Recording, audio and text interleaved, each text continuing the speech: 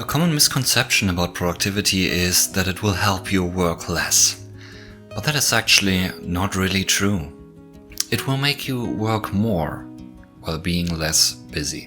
Hi, my name is Orville, and today I would like to help you reframe productivity and give you some general tips on how you can actually be more productive in your everyday life. If you like this video, do me a huge favor and leave a like down below or subscribe to the channel for more content from me. When I personally started looking into productivity, I was motivated by a couple of different reasons. So, for one, I seem to have kind of a compulsion to always have everything strictly and neatly organized, maybe even to a fault.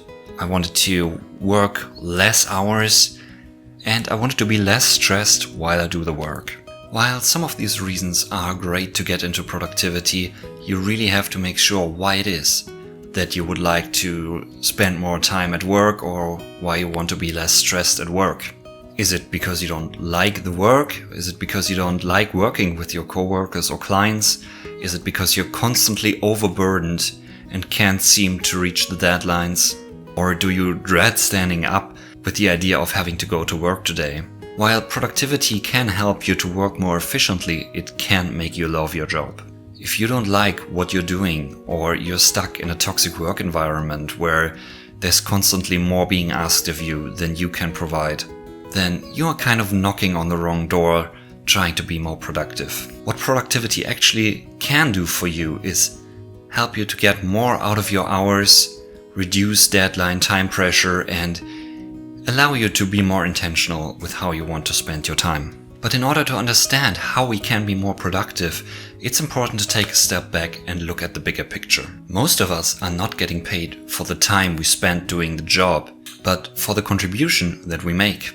No one of us is getting paid for sitting still and doing nothing for 8 hours. We are paid for creating value. Let's take a carpenter, for example, and let's say he's tasked with manufacturing a certain number of chairs for a client in a day. While learning about the newest techniques and tools, writing invoices, communicating to his clients and colleagues are important parts of his jobs, they are not what he's ultimately being paid for. He's getting paid for manufacturing the chairs. This is the core activity, the one where he creates the value.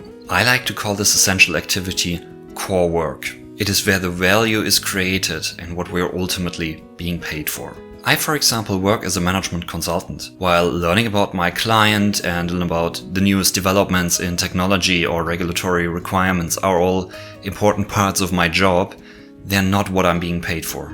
I am getting paid for creating value in my clients' projects. So if I didn't use all that knowledge in meetings or in creating deliverables for my client, he wouldn't pay me. And here's the thing, productivity won't help you do less core work. The contrary, actually. It will enable you to spend more time and energy on this core activity while trimming down distractions and cutting out unnecessary activities. For our carpenter, this is the time that he actually spends at the workbench manufacturing the chairs. When I first started looking into productivity, I thought I could reduce the amount of core work that I had to do. But that is not what being more productive means. It is spending more time with your core activity, not less. I got lost in countless videos, audiobooks, and podcasts about the topic, all time that I could have spent actually doing the work. Don't let your quest for becoming more productive turn into an act of procrastination.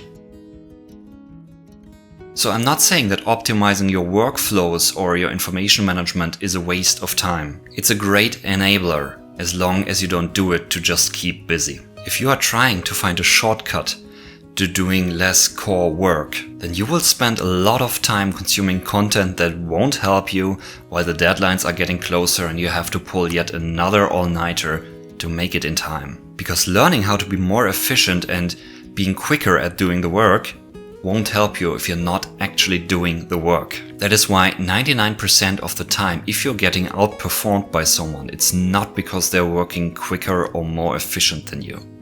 It's because they're working more than you. And by more, I mean they spend more time doing their actual core activity.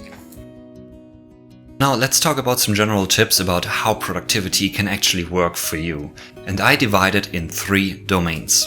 Number 1, distractions. One thing that all productivity experts can agree on is that distractions are the biggest productivity killer. So it's not only the time that you spend doing other stuff that is not your core activity, but it's also the ramp-up time that you need every time after you have been distracted to get back on track and get back into the flow of doing your core work. So here are some examples of how you can limit distractions. So while it's always inviting to go for a coffee break with a colleague, try to schedule those coffee breaks in advance and try to limit them throughout the day so you can have nice chunks of time in between where you can actually focus on your work. The second one is about our electronic communication. You do not have to check your email and Teams every 2 to 5 minutes. If something is really urgent, people will call. I personally try to limit looking into mail and Teams for once an hour unless I'm actively chatting with someone. Actually, I would advise for all personal communication to just remove your phone altogether from your vicinity. I think this is one of the biggest praised productivity hacks out there. Nothing is more distracting than our phone beeping every few seconds because someone wrote something in a group chat that we have nothing to do with anymore. Which brings us to the next tip, to just turn off notifications altogether. I did this for the last couple of years, and believe it or not, nothing bad has ever happened. Nothing is so urgent that it cannot wait an hour or two to be answered, and if something is really urgent, people usually call. And another one is to actively block time for your working sessions in your calendar. If you'd like to know more about the benefits of distraction-free work, I can highly recommend that you read Cal Newport's Deep Work. If you're interested, I put the link in the description down below. The second item on my list is organization.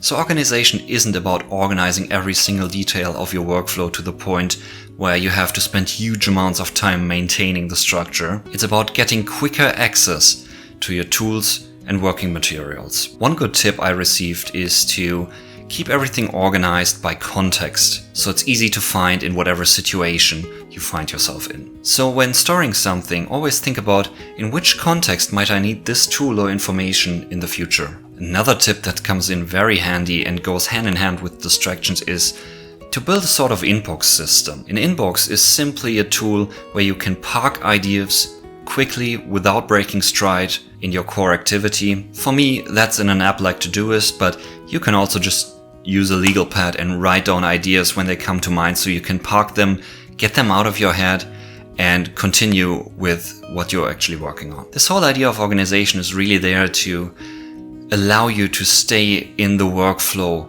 without having to disrupt yourself all the time searching for things that you need. If you'd like some deeper information about organization in general, I can highly recommend David Allen's Getting Things Done and Tiago Forte's How to Build a Second Brain. If you're interested in me doing a review of these books, please leave a comment down below. So the last item on my list is knowledge.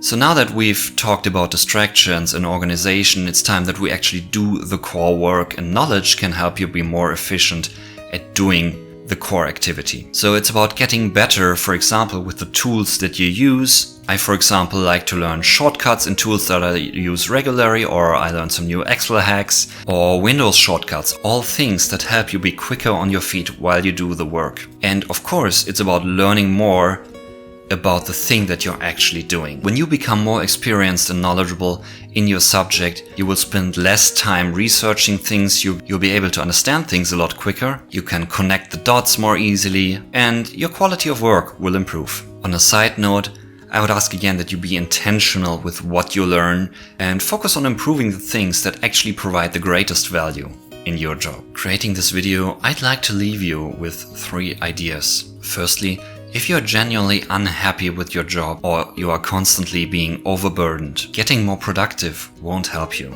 In that case, a serious sit down with your boss might be in order, or some general soul searching about if this is the right profession or environment for you. Secondly, productivity won't help you do less work. It will help you do more of your core activity while being less busy with side activities. Because most of the time you don't get into situations of time pressure because you're working too slow. It's because you're not working enough. And lastly, getting more productive means making more room for creating value and doing that in a more efficient way. You can do that by cutting out distractions, keeping everything you need organized and at hand, and learning more about the tools that you use and your job's domain of expertise. I hope that you enjoyed this video, and I will see you soon.